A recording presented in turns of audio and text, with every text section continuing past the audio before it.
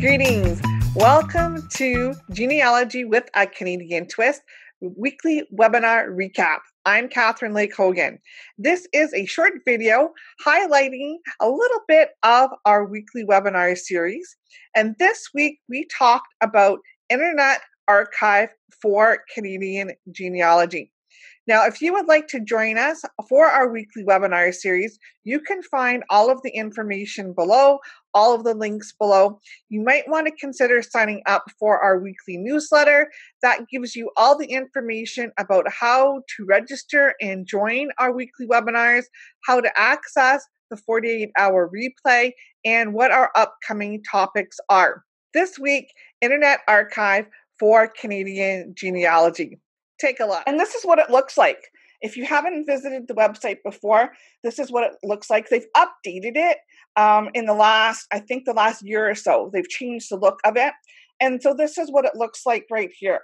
Now, you might want to consider signing up and logging in. It says sign in, but when I think the first time you go, it's going to ask you to register. And one of the things about registering with Internet Archive, it gets you a virtual library card. That is going to allow you to save things to your account and also to borrow some ebooks, because not everything on the Internet Archive website you can download. So the Internet Archive, basically, it is a huge library on the internet, and their aim is to have universal access to all knowledge for free. So people who may not have access to print documents, they just want to make a whole bunch of things free to the public. And they've partnered with many, many libraries around the world who contribute their materials to the Internet Archive. So it is like a conglomeration of libraries contributing information to Internet Archive. They also have the Wayback Machine, and we're going to talk about that a little bit later in the presentation. But the Wayback Machine is a really neat thing that they have on Internet Archive, and that Internet Archive has archived web pages for the last 20 years. So those websites you can't find anymore, you may be able to find them on the Wayback Machine. And in partnership with over 450 other libraries and institutions, Internet Archive archives and decides which websites and web pages that they're going to archive. What can you find on Internet Archive? Well, they have 330 billion web pages, 20 million books and texts,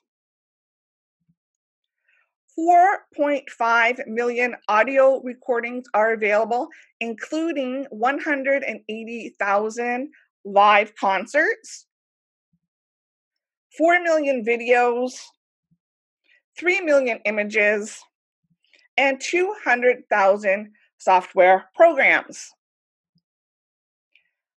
As I said, consider getting yourself the virtual library card. It's free. It doesn't cost you anything to sign up and get your virtual library card for Internet Archive. So this is what it looks like. I'm already signed in. So it might seem a little bit overwhelming the first time you go to Internet Archive. And this is why I suggest just taking some time to browse, because like you saw, those numbers are huge. There's so much information. You just it's like the first time you go into a repository.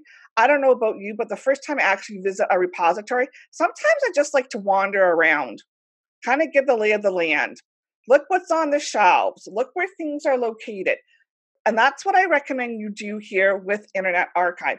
So the first thing I do is I'm just going to scroll down, and you can see the top collections at the archive. And it's really nice that they have two right off the top here for Canadian research. We've got Canadian Libraries and the University of Toronto. Now, what's interesting is, because I've done this before, that University of Toronto is included in the Canadian Libraries. So let's just dive in and take a look and see what they have for Canadian Libraries. And you can see here all the libraries that they have partnered with and all of the things that they have listed here. We've got over 500,000 items are in this collection. If I want to find out more information about the collection, I can just click on the About section and we can just scroll down and you can see all of the Canadian institutions, libraries, colleges, universities who have contributed to the Internet Archive. So quite a few listed here. Toronto, McMaster, University of Alberta, on and on and on. So I'm just going to scroll back up here and we'll go back to the collection. And there's one thing I wanted to show you in particular for the Canadian Libraries.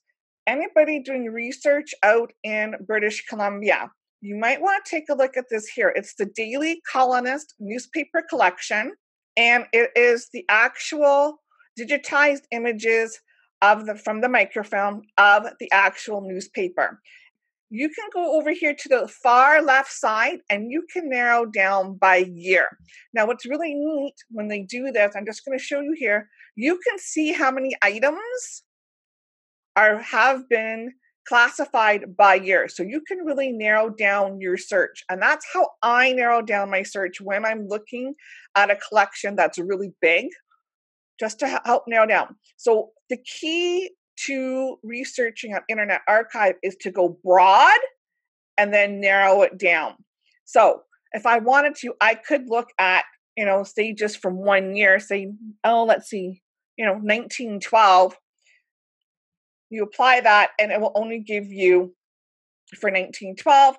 I can click on it and I can see here it's giving me the actual newspaper, and I can scroll right back to the front of the newspaper. It's showing here 44 pages of the newspaper have been digitized. And as I scroll down, it's giving me some download options. Now, I don't really recommend downloading items from Internet Archive because they're large files and they are going to take up space on your computer. You might want to put them in the cloud, but one thing that you can do, because I have a library card, my virtual library card, I can just go over here and I can click on that star, and now it's favorited. And now this edition of the Daily Colonist is in my favorites. So I can easily access it again. Okay, so let's go back to the main web page. And one of the things that you might want to start looking for is just typing in genealogy. So we have 141,385,000 results with regard to genealogy. We have a special collection right here that has been cataloged by Internet Archive and that they have labeled as genealogy. You might want to think, okay, I want to narrow my search, so I'm going to put in plus Canada. When you do this, this is what you get. You get an error message. What you want to do instead on Internet Archive is you want to get rid of that plus sign.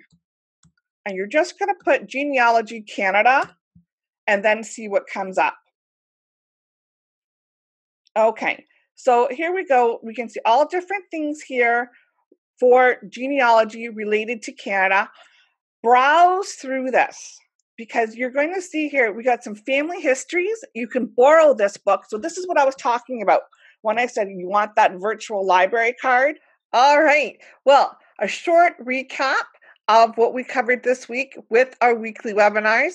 You can see we covered a lot. Just even that short little snippet, you can see that we covered a lot this week with the Internet Archive and what it can do for your Canadian genealogy. Again, if you would like to join us for the weekly webinars, they're free.